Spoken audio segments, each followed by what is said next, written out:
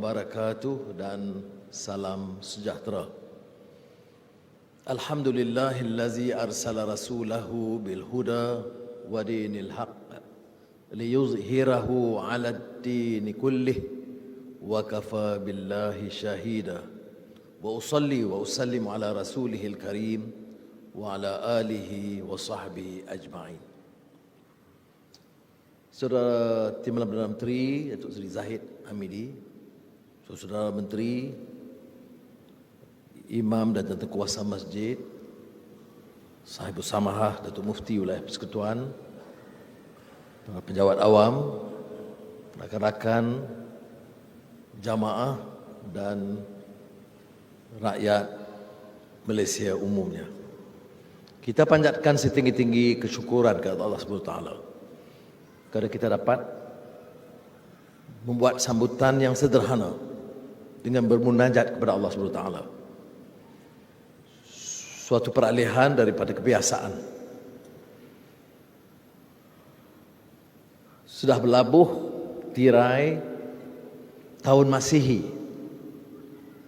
2022 dan kelazimannya ada perayaan. Kerajaan Perpaduan mengambil keputusan membatalkan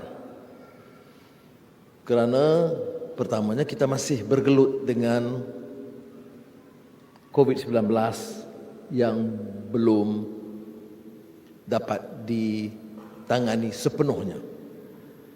Kita menyaksikan keluarga kita khususnya di Pantai Timur yang sengsara akibat daripada monsun, taifun dan juga musim banjir akhir tahun dan awal tahun depan yang mungkin akan memberi kesan di Sabah dan Sarawak. Inilah ikhtiar kita. Betapapun usaha kita meringankan beban mereka, mengurangkan tekanan, tetapi tidak terlepas daripada fatawakkal 'ala Allah, innallaha yuhibbul mutawakkilin. Karena Allah sesungguhnya kasih kepada orang yang menyerah kepada Allah SWT. Ikhtiar kita akan kita teruskan. Kita bersyukur kerana kita dapat menjamin suatu suasana politik yang stabil setelah bergelut dengan simpang siur yang seolah-olah tidak berkesudahan. Kita harus memanfaatkan kekuatan yang ada untuk menjana pertumbuhan ekonomi yang lebih meyakinkan. Maka pusat tumpuan kerajaan perpaduan sekarang adalah untuk mencari segala usaha, meningkatkan segala usaha untuk memastikan ada keyakinan terhadap negara kerana kestabilan. Ada keyakinan kerana sistem politik dan tadbir urus tata kelola yang lebih baik, yang bersih dari rasuah dan penyalahgunaan kuasa. Dan tentunya untuk awal tahun depan kita dapat senarai pelabur-pelabur dari Eropah, Amerika, China dan India dan juga beberapa negara di sekitar ASEAN yang akan hadir melihat sendiri perkembangan di Malaysia, dan kita harap ada tumpuan baru yang boleh meningkatkan dan memacu pertumbuhan ekonomi yang lebih meyakinkan. Ini perlu kerana negara ini, Malaysia ini adalah negara perdagangan. Selama ini mencatat kadar pertumbuhan ekonomi itu adalah berdasarkan usaha kita menerima pelaburan dalam negara, domestik, dan juga luar negara. Apakah langkah harus diambil selain berstabilan politik dan tadbir urus dan tata kelola yang lebih tersusun baik? Ialah dengan usaha mempercepat proses kelulusan, dengan menjamin kepada mereka bahawa Malaysia ini tempat bukan untuk orang pemimpin-pemimpin menggondol kekayaan, bukan mencari helah menerima komisen, tapi berkhidmat lillahi ta'ala dengan ikhtiar kita untuk menjana pertumbuhan dan memberi kebajikan, menjamin kebajikan dan khidmat kepada rakyat. Dari segi peluang pekerjaan, dari segi kemudahan-kemudahan lain, supaya negara kita dapat mencatat suatu kadar pertumbuhan yang boleh akhirnya memberi kesan kepada rakyat. Pendekatan kita juga berbeza. Kita sudah mendengar lama tentang anjakan paradigma. Tetapi kadang-kadang slogan itu bunyinya memukau, tetapi tidak diterjemahkan dalam bentuk amal. Jadi sebab itu kita harus teliti apa maksud kita membuat sedikit anjakan paradigma, perubahan daripada cara lama. Ini adalah bagi saya sangat kritikal. Kerana kalau kita gunakan slogan anjakan, umpamanya dalam melihat pembangunan, apakah kita harus izinkan pembangunan dengan gedung raksasa, dengan projek mega, dengan semua kemewahan, tetapi tidak mempedulikan nasib rakyat yang melarat? Mana-mana negara tentunya akan melihat keperluan menjana pertumbuhan. Masjid tentunya lebih besar dan lebih gagah dan lebih indah. Tetapi tidak lari daripada asasnya. La masjidun ussisa 'alat taqwa. Maknanya fungsi asal itu tidak berubah. Begitu juga dalam pembangunan. Kita nak bangunkan negara dengan industri, dengan projek-projek, dengan landasan kereta api dan pelbagainya. Dan ini satu kemestian. Tetapi janganlah dalam keadaan yang sama seperti mana yang diungkapkan oleh Bapak Muhammad Natsir. Jangan sambil membangun kita robohkan. Kita bangunkan gedung dan industri dan projek mega, tapi kita kerobohkan manusia di dalamnya kerana habuan dan perolehan keuntungan bagi syarikat-syarikat besar itu jenuh melimpah rana. Tetapi upah kepada pekerja itu terlalu rendah. Tidak setimpal ketimbang keuntungan yang mereka perolehi. Kemudian isu yang juga dekat dengan fahaman kita, sikap kita, hidup beragama dan akhlak adalah memastikan bahawa peluang pekerjaan tidak semestinya merendahkan martabat manusia dan merosakkan nilai dan akhlak mereka. Dan maksud itu, kedua-duanya itu harus dilakukan secara serasi dan tidak dikesampingkan satu aspek. Dan ini perbedaannya. Baru-baru ini bila saya ke Dewan Bandaraya, saya menekan ke perkara yang sama. Bandaraya itu dikenali dengan lebuh raya yang indah, bangunan-bangunan gemerlapan, tetapi gerai-gerai kecil bagi penjajah dan peniaga kecil itu tidak terurus. Gerai-gerai itu masih di tahap tahun 1960-an. Bangunan sudah 2020-an.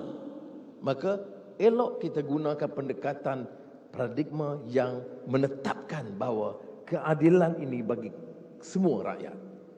Kita akan terus dengan pembangunan, kalau perlu projek mega atau projek besar, tetapi jangan kita remeh dan abaikan nasib dan kedudukan golongan di peringkat bawah. Itu konsep pembangunan, ya, yang tertera juga dalam prinsip yang disebut dalam Al-Quran. Wa nafsin wa ma sawwaha fa alhamaha fujuraha wa taqwaha qad aflaha man zakkaha wa qad khaba man dassaha.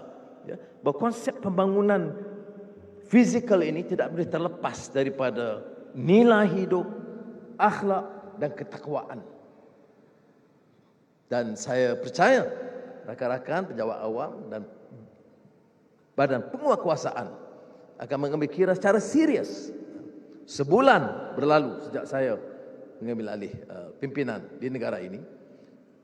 Ada perubahan, tetapi saya beritahu kepada rakan-rakan menteri tadi, ada bidang-bidang penguatkuasaan kelompok kecil yang masih cuai dan meneruskan adegan lama, mengutip habuan, menetapkan kos tambahan, menentukan ada hadiah-hadiah besar. Saya mohon bicara di masjid pada malam ini, kerjasama sepenuhnya kerana percayalah, saya tidak akan bertolak ansur dengan segala kecuaian yang telah merobohkan dan merusakkan negara kita selama ini. Saya mohon kerjasama kerana saya tahu sejumlah besar nyawa awam dan badan penguatkuasaan mengerti dan faham. Tetapi kelompok kecil ini mesti dihapuskan. Mudah-mudahan ada keinsafan untuk melakukan perubahan. Jika tidak, tindakan tegas dan keras harus diambil. Ada juga suara-suara yang mempertikaikan langkah ini dan saya fikir biasa. Saya sebut dan popularkan istilah pertanggungjawaban demokrasi, democratic accountability. Maknanya kalau sistem demokrasi itu menetapkan negara hukum, badan penguasaan yang profesional, media yang bebas, benar. Ya, tetapi mesti ada pertanggungjawabannya. Ya, maknanya tidak boleh kita biarkan dan izinkan aspek-aspek anak-anak yang boleh menggugat dan merusakkan tunggak demokrasi negara kita. Kita berdepan juga dengan negara dalam masalah di negara kita, seperti isu perkauman yang sempit dan faham agama yang pantas menghukum dan tidak bertandaskan kepada fakta. Saya ingin menggesa rakan-rakan, tingkatkan dakwah. Masjid-masjid harus diimarahkan dan kita dalam kerajaan perpaduan akan memastikan bahawa acara-acara mengimarahkan masjid, pengajian, latihan, terutama bagi anak-anak muda harus diperhebatkan. Tapi harus dibedakan dengan menjadikan gelanggang ini gelanggang untuk adu domba menanam kebencian. Negara ini kita tahu adalah negara pelbagai kaum dan pelbagai agama. Islam tegak sebagai agama persekutuan. Maka saya tidak perlu mohon maaf untuk berbicara suatu mesej kepada negara dari masjid. Itu boleh diterima. Tapi mesejnya itu adalah kepada orang Islam dan juga bukan Islam. Bahawa kita mau ada peningkatan kefahaman agama bukan sahaja di kalangan orang Islam dan juga bukan Islam. Jika tidak, bibit-bibit Islamofobia yang tertanam dari zaman penjajah itu mungkin mempengaruhi dan mengelirukan kita.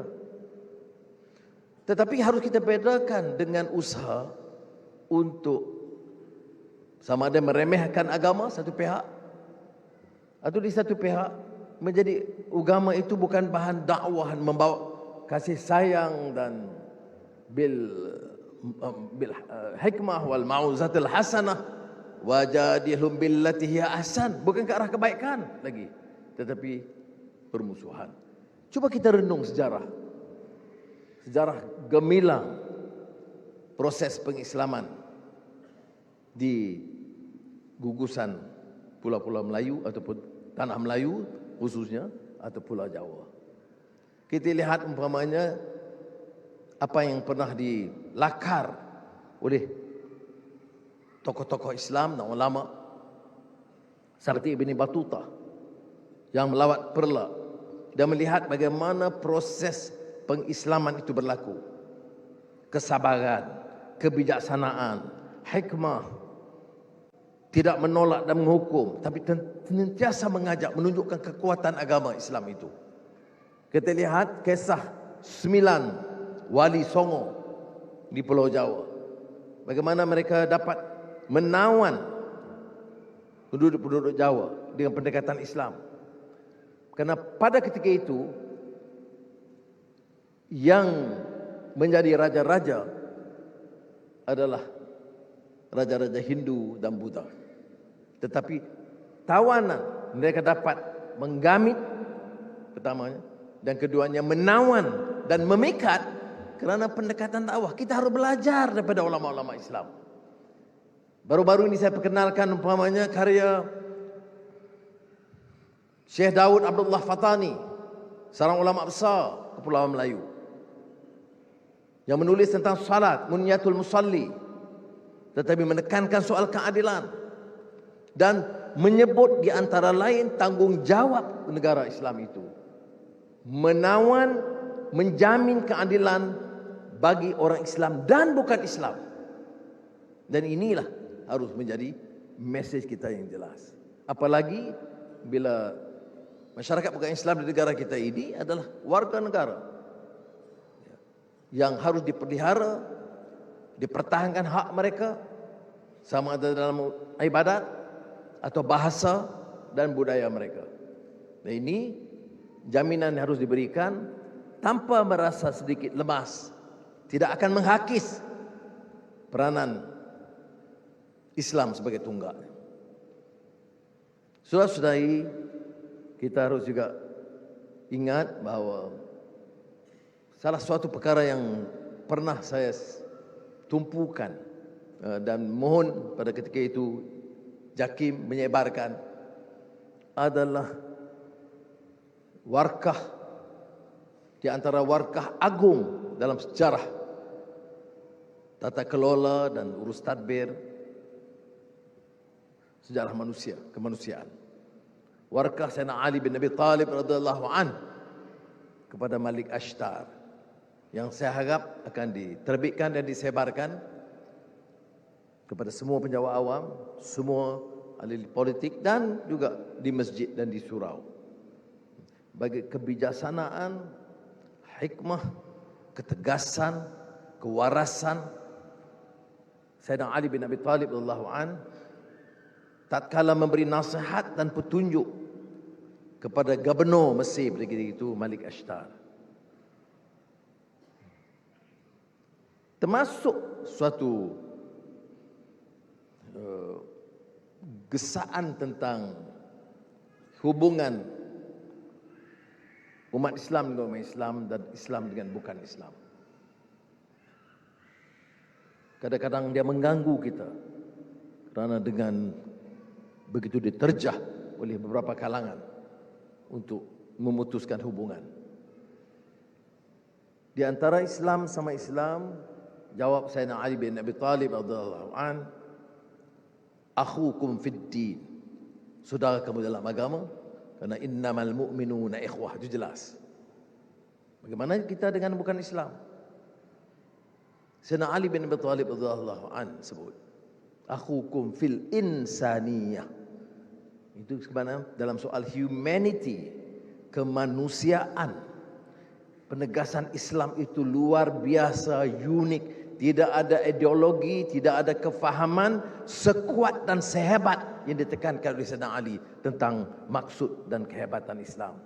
Menerima prinsip kemanusiaan, menghargainya dan mempertahankan hak kemanusiaan. Apatah lagi kita di Malaysia ini. Jadi saudara yang hormati sekalian, saya harap kesempatan ini dapat kita manfaatkan untuk berbuat sesuatu yang lebih bermakna. Kita tidak mahu lihat umpamanya kepenjangan politik itu sesuatu yang berlarutan dan seolah-olah pimpinan politik dan kedudukan itu kesempatan untuk memunggah kekayaan. Saya singgung tadi serangan yang mengatakan seolah-olah kami dalam kerajaan ini terpalit dengan hal sedemikian. Saya nak sebut bahawa sikap kita jelas. Negara ini negara hukum. Badan penguasaan diberikan kuasa sepenuhnya memantau. Sebab itu budaya kesederhanaan, jangan ada pembaziran, memantau semua JLC dan perbelanjaan mereka. Itu kita akan teruskan. Tapi saya nak nasihat juga rakan-rakan saya yang lain yang bercakap soal bersih dan hari-hari saban hari menyerang beberapa tokoh dalam kerajaan perpaduan. Apatah lagi orang-orang yang pernah menjadi Menteri Kewangan, Perdana Menteri, yang tatkala mereka berkuasa itu bukan dipunggahnya ratusan juta ringgit, bilion ringgit dipunggah. Jadi saya nasihatkan bahawa kerajaan ini akan pastikan sekurang-kurangnya sebahagian daripada dana yang dipunggah itu dipulangkan semula kepada rakyat. Ini bukan kecil jumlahnya. Ada yang mengatakan, Anwar, harus kita move on. Yang lalu biar berlalu. Saudara, kalau ada kesan pribadi kepada saya boleh maafkan. Malah saya telah maafkan. Tapi kalau berterusan, tentunya saya akan bertindakan. Tapi kesannya kepada rakyat dan harta rakyat, bukan ada kuasa seorang Perdana Menteri untuk melepaskan puluhan, ratusan atau bilion ringgit yang dipunggah tak kala mereka berkuasa. Maka badan penguasaan harus juga memikirkan bagaimana hela dan cara supaya jangan rakyat ini miskin tetapi terpukau dengan janji dan slogan, kononnya bersih padahal diselaput dengan ratusan juta kekayaan yang dipunggah kepada mereka. Saya sebut hal ini pada malam ini untuk mengingatkan bahawa tugas ini adalah tugas bersama. Ini bukan soal politik kepartian. Ini tugas umat dan rakyat Malaysia. Kalau mau kita jamin negara ini selamat dan terangkat martabat dan harakatnya, maka kita harus ada tekad yang jelas. Hentikan amalan ini, dan bila mana nyata fakta pemunggahan kekayaan begitu besar,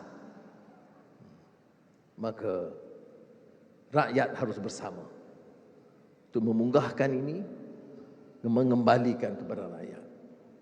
Rakyat biasa untuk mendapat upah RM40 satu hari, sebahagiannya sukar.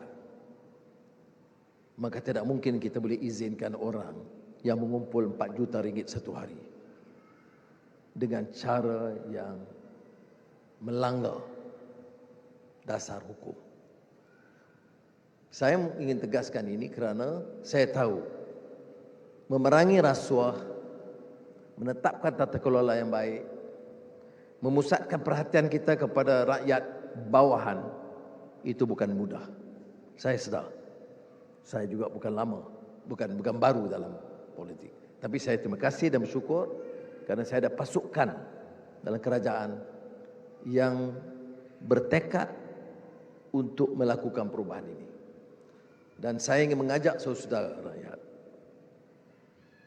seusainya pilihan raya, kita harus memperkuatkan semangat perpaduan kita dengan satu cita-cita. Kerana selalunya orang bicara soal bersatu, tapi bersatu itu mestilah untuk tujuan yang murni. Dia wa'tasimu bihablillah jami'an wa la tafarraqu. Dia matlamatnya itu mestilah untuk mendapat berkat dan menjalankan tanggungjawab kita sebagai seorang manusia dan hamba kepada Allah SWT. Mudah-mudahan tahun Masihi 2023 ini akan menyaksikan suatu perubahan yang baik, walaupun saya tidak boleh nafikan kegetiran baik dari segi kesihatan dan juga ekonomi akan terus menggugat kestabilan ekonomi terutamanya. Tetapi saya yakin insya-Allah sekiranya kita ada sikap yang positif, membawa perubahan, pimpinan politiknya, pejabat awamnya, badan penguatkuasaannya dan rakyat umumnya dengan suatu matlamat untuk menegakkan satu sistem yang lebih adil kepada semua rakyat negara kita dan menuju ke arah baldatun thayyibatun wa rabbun ghafur. Wassalamualaikum warahmatullahi wabarakatuh.